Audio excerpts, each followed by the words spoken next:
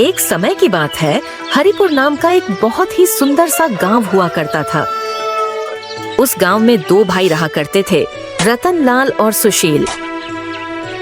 रतन लाल जो कि बहुत ही धनवान व्यक्ति था, उसके पास धन दौलत की कोई कमी नहीं थी, और उधर उसी का छोटा भाई सुशील बहुत ही गरीब व्यक्ति था। सुशील दिन भर अपने छोटे से खेत में मजदूरी करके अपना किसी तरह घर का गुजारा किया करता था। दोनों के माता पिता का एक हादसे में देहांत हो गया था। अपने माता पिता के गुजर जाने के बाद उसने बड़ी ही चालाकी से माँ बाप का सारा धन और सारी जमीन हड़प लिया और सुशील को एक छोटी सी जमीन दे दी ताकि वह अपना गुजर बसर कर सके। लेकिन भी रतन लाल इतना धन पाकर भी खुश नहीं था और अब उसकी नजर अपने छोटे भाई सुशील के जमीन पर थी। वह किसी भी तरह उसके जमीन को हड़पने की फिराक में था, क्योंकि सुशील की जमीन बहुत ही ज्यादा उपजाऊ थी।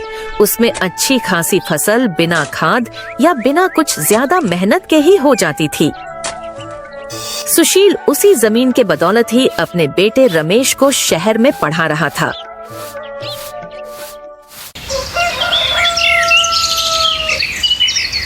ऐसे ही एक दिन रामलाल सुशील के पास आता है। सुशील अपने खेत में काम कर रहा होता है। अरे सुशील, कैसे हो भाई? मैंने सुना है कि तुम अपने बेटे को शहर में पढ़ा रहे हो और इतनी सी जमीन में खेती कर रहे हो। बताओ, इतनी सी कम जमीन में खेती करके तुम अपने बेटे को कैसे पढ़ा पाओगे? उसके लिए पैसे कैसे जोड़ पाओगे? वो तो है भैया, पर मैं कोई ना कोई इंतजाम कर ही लूंगा। अगर कोई इंतजाम ना भी हो पाया तो मैं लोन ले लूंगा, लेकिन अपने बेटे को पढ़ा लिखा कर बहुत बड़ा आदमी बनाऊंगा ताकि उसको मेरी तरह दर दर की ठोकरें खानी ना पड़े। अरे मेरे छोटे भाई सुशील, तू कैसी बात कर रहा है? तू मेरे होते हुए कहीं और जाकर पैसे क्यों मांगेगा और क्यों लोन लेगा? मेरे होते हुए मैं ऐसा कभी नहीं होने दूंगा। भैया मैं तो समझा नहीं, आप क्या कहना चाहते हो? मैं तो तुम्हें बस इतना कहना चाहता हूँ कि तुम्हारे बेटे की पढ़ाई के लिए तुम्हें जो भी पैसे चाहिए, वह पैसे तुम मेरे होते हुए किसी और से क्यों मांगोगे? आखिर मैं तुम्हारा बड़ा भाई हूँ, मैं तुम्हें पैसे दे दूंगा। अरे भैया, मैंने आज तक आपसे या किसी भी गांव वालों से किसी भी तरह का उधार नहीं मांगा है, तो अब कैसे ले सकता हूँ? अरे नहीं नहीं नहीं, कोई बात नहीं। तुम मेरे भाई हो, तुम मुझसे पैसे ले लेना और बदले में अपने खेत को मेरे पास गिरवी रख देना, जैसे कि बाकी गांव वाले रखते हैं। अरे नहीं नहीं भैया, मैं आपके पास मेरा खेत गिरवी नहीं रख सकता। इसी खेत की बदौलत ही तो मैंने मेरे बेटे रमेश को शहर में पढ़ा रहा हूँ और मेरा घर का गुजारा मात्र यही एक खेत है। भैया मुझे माफ करना, मैं आपको यह खेत नहीं दे सकता और मुझे पूरा विश्वास है मैं इसी खेत से ही एक दिन मेरे बेटे को पढ़ा लिखा कर बहुत बड़ा आदमी बना दूंगा। मुझे माफ कर देना भैया, मैं आपके पास अपना खेत गिरवी नहीं रख सकता। यह सुनते ही रतन लाल वहाँ से बहुत गुस्से में अपने घर चला जाता है। वह कुछ भी नहीं कर सका और सुशील भी अपने काम में लग जाता है। ऐसे ही कुछ दिन बीत जाते हैं।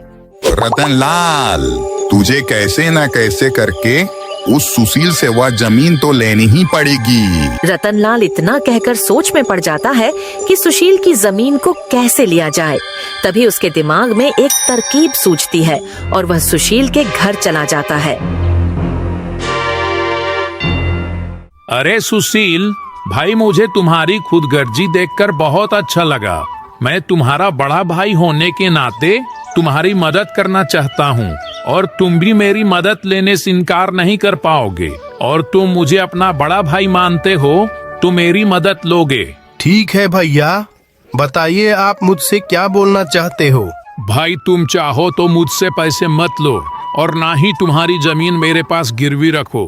तुम एक काम करो, जो गांव के दूसरी तरफ मेरी एक जमीन है ना, वह तुम्हारी जमीन से 4 गुना बड़ी है। एक काम करो, कुछ दिन उस जमीन पर खेती कर लो, उससे तुम्हें काफी मुनाफा होगा और उससे मिले पैसों से तुम अपने बेटे की पढ़ाई पूरी कर पाओगे। और बदले में जब तक मेरी जमीन तुम्हारे पास रहेगी तब तक तुम्हारी जमीन मेरे पास रह जाएगी। सुशील ना चाहते हुए भी बड़े भाई रतनलाल की बात मान जाता है। अच्छा ठीक है भैया, मुझे मंजूर है। रतनलाल बड़ी ही चालाकी से अपने छोटे भाई सुशील से कागजात पर अंगूठा लगवा लेता है, क्योंकि सुशील को पढ़ना लिखना नहीं आता था, इसलिए वह उस बात से अनजान था कि उन कागजात पर क्या लिखा है। ऐसे ही कुछ दिन बीत जाते हैं। ऐसे ही एक दिन जब सुशील उस जमीन पर काम कर रहा होता है। अरे भाई चलो, आज का तो काम खत्म हुआ। मैं बाजार से लाए सारे पौधों को पूरे खेत में लगा दिया हूँ। देखो तो कितने हरे भरे और सुंदर सुंदर दिख रहे हैं। बस कल सुबह का इंतजार है। इन्हें मैं कल सुबह फटाफट आकर सींच दूंगा। चलो मैं भी अब घर चलता हूँ। बहुत थकान हो रही है, साथ ही साथ बहुत जोरों की भूख भी लगी है। आज भाग्यवान को बोलूंगा मस्त मटर की सब्जी बनाए, फिर खाकर आराम से रात को सो जाऊंगा। चलो भाई। इतना कहकर सुशील खुशी खुशी अपने घर चला जाता है।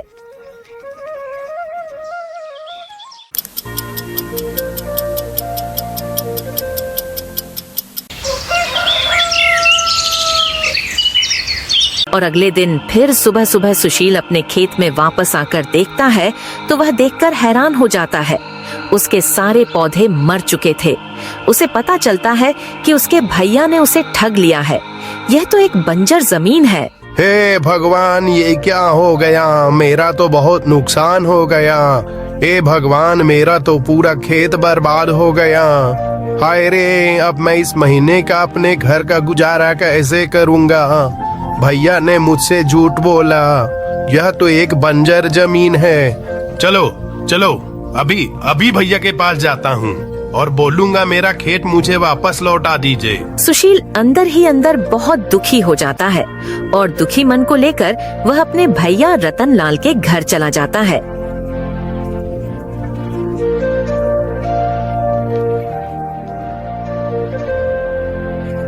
अरे भैया, आपकी जमीन मेरे किसी काम की नहीं है, क्योंकि आपकी जमीन एक बंजर जमीन है। इसलिए आप मुझे मेरी जमीन वापस लौटा दीजिए। क्या रे सुशील, पहले तू ये बता तू किससे पूछ के अंदर आया? और तुम यह मत भूलो, तुमने इन पेपर पर अंगूठा लगाया था और इन पेपर पर साफ साफ लिखा था कि तुम्हारी जमीन अब मेरी है, और वो भी तुम्हारी सहमति से।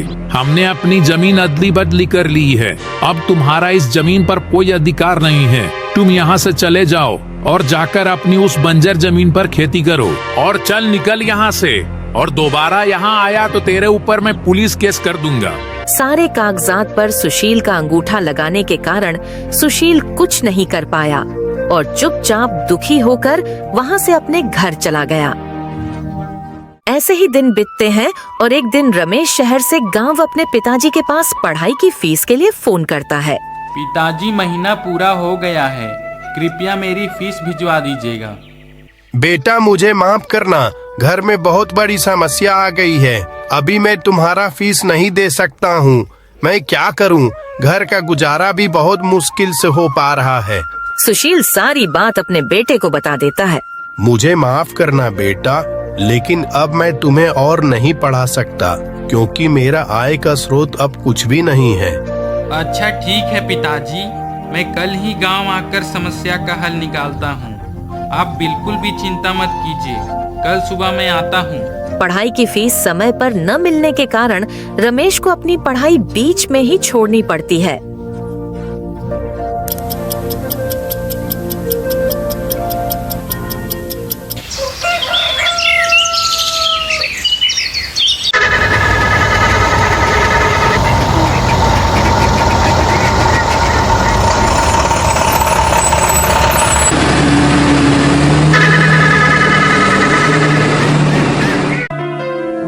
अरे वाह भाई वाह, आहा, गांव का वातावरण मजा ही आ गया।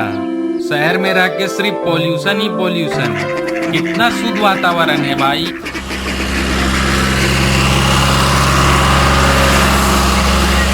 अरे क्या क्या हो भैया, हरिपुर चलिएगा क्या?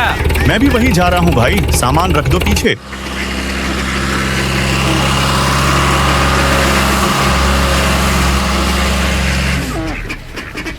घर पहुंचने के बाद सुशील रमेश को सारी सच्चाई बता देता है कि किस तरह रतनलाल ने उसकी जमीन हड़प ली। पिताजी, मेरे पास एक तरकीब है, मैं जैसा बोलता हूँ आप वैसा करिए। रमेश सारी तरकीब अपने पिताजी को बताता है।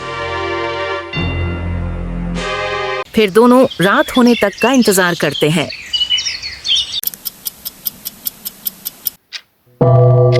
रात के 11 बज चुके थे। सारे गांव वाले सो रहे होते हैं कि तभी दोनों बाप बेटे एक एक घड़े लेकर अपने घर से बाहर निकलते हैं और अपने खेत की ओर चल देते हैं। खेत जाकर दोनों बाप बेटे दोनों घड़ों को जगह जगह जमीन खोदकर दफना देते हैं।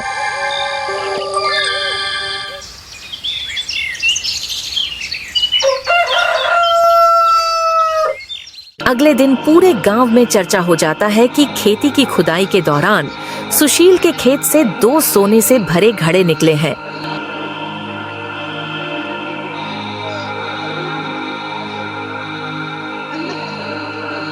गांव के हर कोने में सिर्फ सुशील की ही चर्चा हो रही होती है। अरे भाइयों, तुम लोगों ने सुना कि आज सुशील के खेत से 2 सोने से भरा घड़ा निकला है। अरे हाँ भाई, मैं तो देखने भी गया था, सच में 2 घड़ी निकले हैं, वह भी सोने के सिक्कों से भरे हुए। अरे लेकिन भाइयों, वह तो एक बंजर जमीन थी ना, वहाँ तो कुछ भी नहीं उगता था, तो खजाना कैसे निकल गया भाई? अरे नदीम भाई, खजाना ऐसे ही जगह में ही तो निकलते हैं। अब सुशील उन्हें बेचकर बहुत अमीर हो जाएगा। उस सुशील की तो किस्मत ही चमक गई। ये सुनकर रतनलाल बहुत ही ज्यादा बौखला जाता है। आखिर कैसे ऐसे हो सकता है? उस बेकार सी बंजर जमीन पर सोने से भरा घड़ा कैसे निकल सकता है, वो भी 2-2? मतलब रतनलाल, उस जमीन पर और भी खजाने हो सकते हैं। इससे पहले कि वह सुशील सारे घड़े खोदकर जमीन से निकाल ले, मुझे उससे अपनी जमीन वापस लेनी पड़ेगी। रतनलाल तुरंत बौखलाते हुए सुशील के घर चला जाता है। अरे सुशील भाई, मुझे मेरी जमीन वापस चाहिए। तुम मुझे मेरी जमीन वापस कर दो और तुम तुम्हारी जमीन वापस ले लो। पर भैया, हमने तो वह जमीन आपस में अदली बदली कर ली थी ना, और अब आपकी जमीन मेरी है और मेरी जमीन आपकी, और आप ही ने तो मुझसे कागजात पर अंगूठा लगवाया था, और अब भला आप मुझसे वह जमीन क्यों मांग रहे हो? अरे मेरे प्यारे छोटे भाई, मैं तो उस दिन तुमसे मजाक कर रहा था ताकि तुम उस जमीन पर मेहनत करो और फसल उगाकर अपने बेटे को आगे तक पढ़ा सको। और यह देखो, यह रहे उस जमीन के पेपर। अब मुझे तुम मेरी जमीन वापस कर दो। रमेश रतनलाल की सारी बातें सुनकर बोलता है। आपको आपकी जमीन वापस मिल जाएगी, लेकिन मेरी एक शर्त है, वो आपको माननी पड़ेगी। क्या शर्त है? क्या शर्त है? अरे रमेश बेटा, मुझे तुम्हारी सारी शर्तें मंजूर है, तुम बस मेरी जमीन मुझे वापस कर दो। आपको हमारी जमीन वापस करनी होगी और साथ ही साथ जमीन लेने के लिए आपको हमें 10 लाख रुपए भी देने होंगे, तभी हम आपको वह जमीन वापस करेंगे, और यह सब काम कागजात पर लिखित होगा। यह सुनकर रतनलाल मन ही मन सोचता है, अरे इन दोनों बाप बेटे बेवकूफों को क्या पता उन सोने की सिक्कों की कीमत। बेचारे 10 लाख के पीछे पड़े हैं बेवकूफ कहीं के। मैं उन सिक्कों को बेचकर एक दिन में करोड़पति बन जाऊंगा। हाँ बेटा, हाँ, मुझे सारी शर्तें तुम्हारी मंजूर है। मैं कल ही तुम्हें पैसे दे दूंगा और तुम्हारे कागजात पर साइन भी कर दूंगा।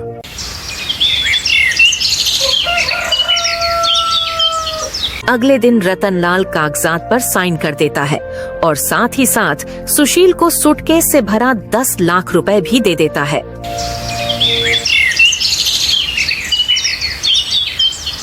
सारा काम हो जाने के बाद रतनलाल तुरंत ही अपने नौकर गोवर्धन को अपने खेत में लेकर जाता है। सुनो गोवर्धन, पूरा खेत खोद डालो और मुझे तुरंत ही सोने से भरा घड़ा निकाल कर दो। जी हुजूर। गोवर्धन खेत की खुदाई करना शुरू कर देता है और धीरे धीरे करके वह पूरा खेत खोद डालता है, लेकिन उसे कुछ नहीं मिलता है। यह देखकर रतनलाल बहुत चिंतित होने लगता है। गोवर्धन, देखो कुछ मिला क्या? नहीं हुजूर, मैंने तो पूरा खेत खोद दिया है, लेकिन मुझे अभी तक तो कुछ भी नहीं मिला है। क्या हे भगवान, ये क्या हो गया? मुझे तो कुछ भी नहीं मिला। मतलब उन दोनों बाप बेटों ने मुझे बड़ी ही चालाकी से ठग लिया। साथ ही साथ जमीन के साथ मेरे से 10 लाख रुपए भी ले लिए। अरे मैं तो बर्बाद हो गया। अरे मैं तो बर्बाद हो गया। बेचारा रतनलाल अपने आप को कोसने लगता है। तो दोस्तों, आप लोगों ने देखा कि जो दूसरों के साथ बुरा करता है उसके साथ आखिर में बुरा ही होता है। और हाँ, रमेश ने दोनों घड़ों में नकली सोने का सिक्का डाला हुआ था जो वह शहर से लाया था। वीडियो को लाइक और आप सभी के चैनल पंछी कहानी को सब्सक्राइब करना न भूलें। धन्यवाद।